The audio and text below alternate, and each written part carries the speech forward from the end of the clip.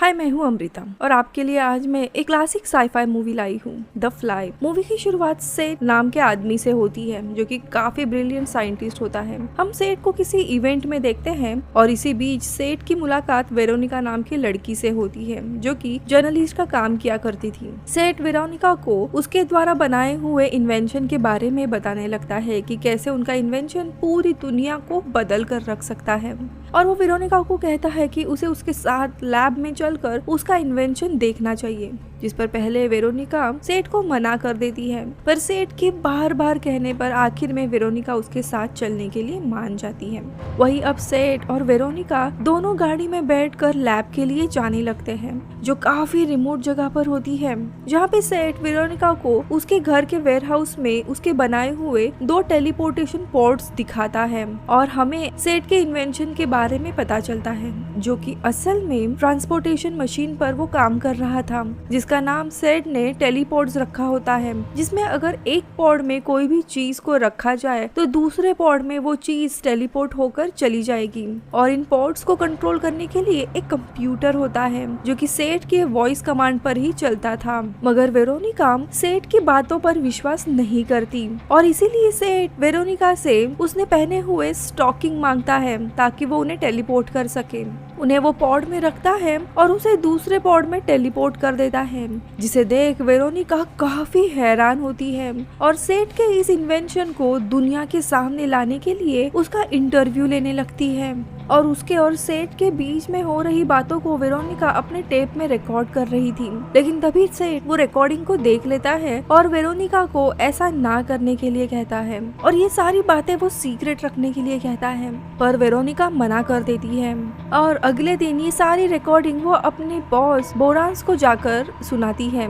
जो कि magazine company का एडिटर होता है, पर बोरांस वेरोनिका की बातों पर यकीन नहीं करता क्योंकि इसके पहले उसने कभी भी किसी को टेलीपोर्टेशन मशीन बनाते हुए नहीं सुना था। तभी वहाँ पे वेरोनिका का पीछा करते हुए सेट भी आ जाता है, पर बोरांस उस टेप को मजाक समझकर वहाँ से चला जाता है। वही सेट वेरोनिका को लंच के लिए इनवाइट करता है और लंच के दौरान वो वेरोनिका को बताता है कि अगर उसके इन्वेंशन के बारे में दुनिया को पता चला तो उसकी जान को भी खतरा हो सकता है और इस मशीन पर उसकी टेस्ट कंप्लीट नहीं हुई है। उसने किसी भी लिविंग ऑब्जेक्ट को कभी भी टेलीपोर्ट नहीं किया है और केवल एक नॉन ऑब्जेक्ट के साथ ही टेस्टिंग की हुई है। इसी कारण से वो दुनिया के सामने अभी ये प्रोजेक्ट नहीं लाना चाहता। आगे सेट ये भी बताता है कि वो दुनिया का सबसे बड़ा साइंटिस्ट बनना चाहता है, इसीलिए सिर्फ एक आर्टिकल नहीं बल्कि पूरी बुक उसके ऊपर छपनी चाहिए, लेकिन टेस्ट के बाद, जिसके लिए वो वेरोनिका को उसके साथ उसके प्रोजेक्ट में शामिल होने के लिए कहता है और वेरोनिका भी इस बड़े से इन्वेंशन का हिस्सा बन जाती है। अब अगले दिन वेरोनिका फिर से सेट के लैब में आती है, जहाँ इस बार सेट एक बबून को टेलीपोर्ट करने की कोशिश करता है, जिससे वेरोनिका अपने कैमरे से रिकॉर्ड कर रही होती है। पर जब बबून टेलीपोर्ट होकर दूसरे पॉड में आता है तो उसके शरीर के बॉडी पार्ट बाहर आ जाते हैं और सेट अपने लिविंग ऑब्जेक्ट को टेलीपोर्ट करने का एक्सपेरिमेंट में फेल हो जाता है, जिसके बाद उसे खुद के ऊपर ही गुस्सा आने लगता है। वही रात में अब सेट अपना एक्सपेरिमेंट फेल क्यों हुआ उसके बारे में सोच रहा होता है और वेरोनिका सेट को समझाते हुए उसके साथ इंटीमेट होने लगती है, पर तभी सेट के दिमाग में एक आइडिया आती है और इस बार वो रेड मीट के पीस को टेलीपोर्ट करने का सोचता है और उसी समय स्टेक का पीस लेकर उसे वो टेलीपोर्ट करता है और वो स्टेक का टुकड़ा सक्सेसफुल टेलीपोर्ट भी हो जाता है। ये देख ये दोनों भी काफी खुश होते हैं। इधर दूसरी तरफ वेरोनिका सेट के लिए कपड़े खरीदने के लिए जाती है कि तभी उसकी मुलाकात उसके बॉस बोरॉन से होती है जो कि उसके ऊपर नाराज हुआ था। तभी हमें बोरॉन और वेरोनिका के अतीत में हुए रिलेशन के बारे में पता चलता है और इसी कारण से बोरॉन्स को वेरोनिका का सेट के साथ टाइम स्पेंड करना पसंद नहीं होता और वेरोनिका उसे इग्नोर कर वहाँ से लैब में चली जाती है, जहाँ पे सेट अपने दूसरे एक्सपेरिमेंट की तैयारी कर रहा होता है और इस बार सेट अपने कंप्यूटर को रीप्रोग्राम करता है ताकि कंप्यूटर हर एक लिविंग चीज के ऑब्जेक्ट के टिश्यूज को समझ पाए और ठीक उसी तरह टेलीपोर्ट कर पाए। और इस बार फाइनली सेट अपने ट्रायल में कामयाब होता है और दोनों एक साथ इसे सेलिब्रेट करने लगते हैं। पर तभी वेरोनिका को टेबल पर बोरॉन्स का लिखा हुआ एक आर्टिकल मिलता है जो कि सेट के एक्सपेरिमेंट पर होता है। बोरॉन्स ने ये जानबूझ के वेरोनिका से बदला लेने के लिए किया होता है,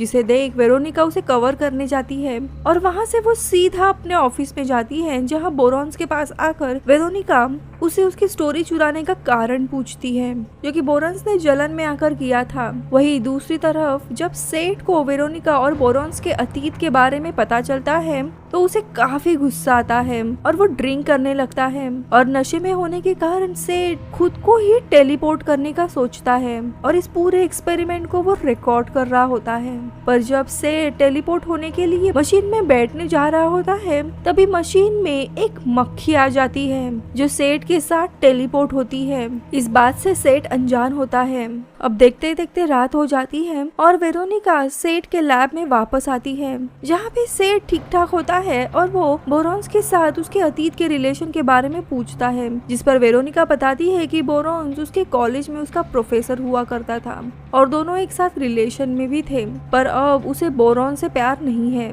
जिसे सुन सेठ थोड़ा रिलैक्स होता है। वही रात में जब सेठ सो रहा था उसे एक मक्खी परेशान करने लगती है, पर सेठ अपने सेंसेस की मदद से उस मक्खी को बड़े आसानी से पकड़ लेता है, जिसे देख वेरोनिका भी हैरान हो जाती है। इधर अगली सुबह सेठ अपने अंदर कुछ अजीब से पावर फील करने लगता है, यानी कि उसकी स्ट्रेंथ और स्टेमिना काफी बढ़ गया होता है। पर सेठ ये सोचता है कि ये सब कुछ टेलीपोर्ट मशीन में जाने के कारण हुआ है। वही सेठ और वेरोनिका एक साथ बाहर कॉफी डेट के लिए जाते हैं, जहाँ पे वेरोनिका काफी वियर्ड चीज नोटिस करती है कि सेठ अपने कॉफी में हद से ज्यादा शुगर डाल रहा है, जो कि काफी अनयूजुअल होता है। अब घर आने के बाद दोनों भी एक साथ टाइम स्पेंड कर रहे होते हैं, तभी वेरोनिका सेठ के बैक पर अजीब तरह के बाल ग्रो होते हुए देखती है, जहाँ पहले सेठ को चोट लगी थी, जिसे सेठ को बताने पर वो उसे इग्नोर करता है, पर वेरोनिका उन हेयर को कट कर देती है।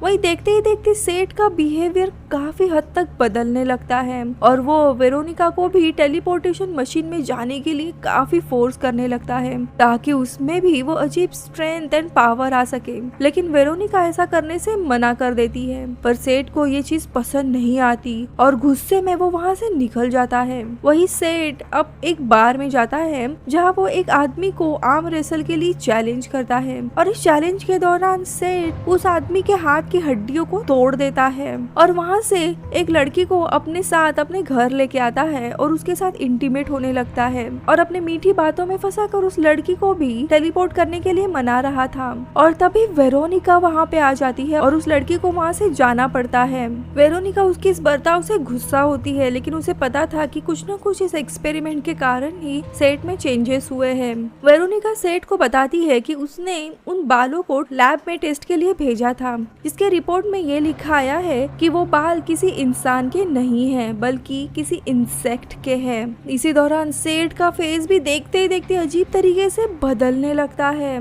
पर सेठ उल्टा वेरोनिका पर ही भड़कने लगता है और कहता है कि वो उसके पावर से जल रही है। ये सुन वेरोनिका गुस्से से वहाँ से चली जाती है, पर वेरोनिका के जाते ही सेठ भी कुछ अजीब चीजें नोटिस करता है कि कैसे उसके शरीर पर अजीब तरह से बाल ग्रो हो रहे हैं और उसके नेल्स भी अजीब तरीके से टूट रहे हैं। और इसीलिए सेठ कंप्यूटर में उस रात के टेलीपोर्टेशन रिकॉर्ड चेक करने लगता है,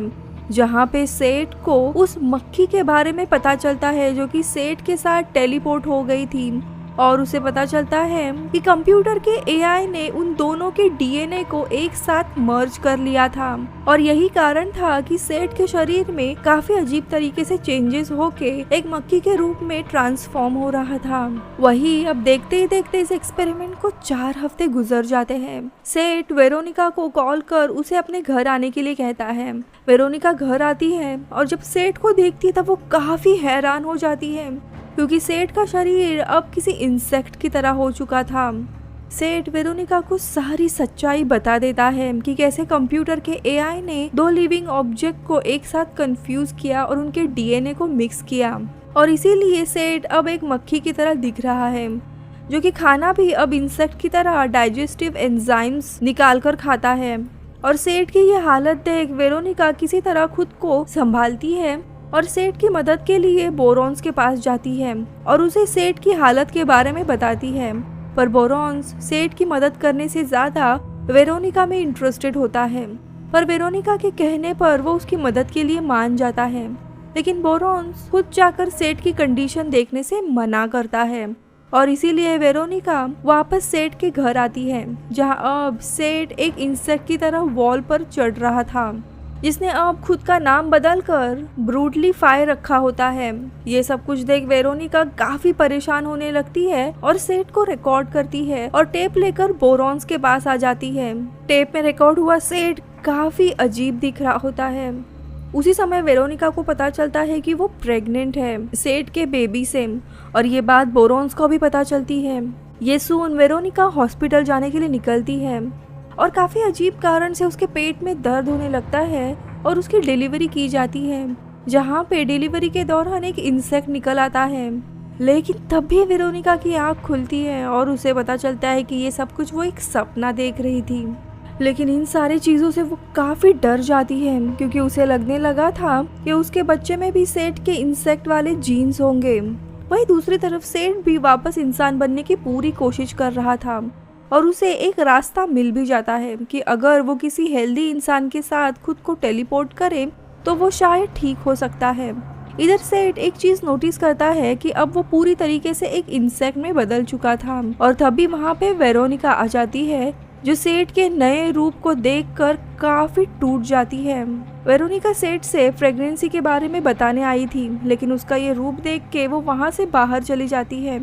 जहाँ पे बोरॉन्स उसका इंतजार कर रहा था। वेरोनिका नहीं चाहती थी कि उसके पेट में सेठ का बच्चा रहे, और इसीलिए वो बोरॉन्स के साथ हॉस्पिटल में जाती है। लेकिन ये सारी बातें सेठ अपने सेंसेस द्वारा सुन लेता है। इधर वेरोनिका हॉस्पिटल में आती है। इसके पहले कि ऑपरेशन शुरू हो, सेठ वहां आकर वेरोनिका को अपने साथ लेके जाता है, क्योंकि सेठ नहीं चाहता था कि ये बच्चा इस दुनिया से चला जाए और वो बेबी ही उसकी एक आखिरी निशानी होती है। मगर वेरोनिका रोते हुए सेठ को मना कर देती है। इधर बोरॉन्स भी लैब में शॉटगन के साथ आता है, पर तभी सेठ बोरॉन्स के सामने आ जाता है और बोरॉन्स के ऊपर हमला करता है, और बोरॉन्स भी काफी जख्मी होता है। तभी वेरोनिका आकर सेठ को रोक लेती है। सेठ वेरोनिका के पास जाता है और उसे अपना प्लान के बारे में बताता है कि वो दोनों खुद एक साथ टेलीपोर्ट कर देंगे ताकि दोनों की बॉडी एक साथ जुड़ जाए। और सेठ को लग रहा था कि ऐसा करने से वो ठीक हो जाएगा, पर वेरोनिका ऐसे करना इसे मना कर देती है। पर सेठ जबरदस्ती करने लगता है, और इसी बीच वेरोनिका सेठ का मुंह पकड़ लेती है, जिसके कारण सेठ का जॉ नीचे गिर जाता है और उसकी स्किन निकलने लगती है। और देखते ही देखते सेठ का दूसरा इंसेक्ट रूप सामने आता है, जो कि देखने में काफी भयानक होता है, और वो वेरोनिका को पॉड में डालकर बंद कर देता है और खुद को दूसरे पॉड में डालता है। पर इसके पहले कि दोनों टेलीपोर्ट हो, घायल और जख्मी बोरॉन्स उठ जाता है और शॉटगन से टेलीपोर्टेशन पॉड को जोड़ने वाली केबल को शूट कर देता है, जिससे वेरोनिका का पॉड बंद हो जाता है और वो टेलीपोर्ट नहीं होती। पर तभी सेठ टेलीपोर्ट होकर फिर से उसी पॉड से बाहर निकलता है, जिसके साथ भी वही होता है जो कि पहले उस बबून के साथ हुआ था, जहाँ पे सेठ के शरीर के पार्ट्स बाहर निकलने लगते हैं। और सेठ रेंगते हुए वेरोनिका के पास आता है और उसे खुद को शूट करने का रिक्वेस्ट करता है, और सेठ की ऐसी हालत देख ना चाहते हुए भी वेरोनिका उसे शूट करती है, और ये मूवी इधर ही ख़त्म होती है। Thanks, bye.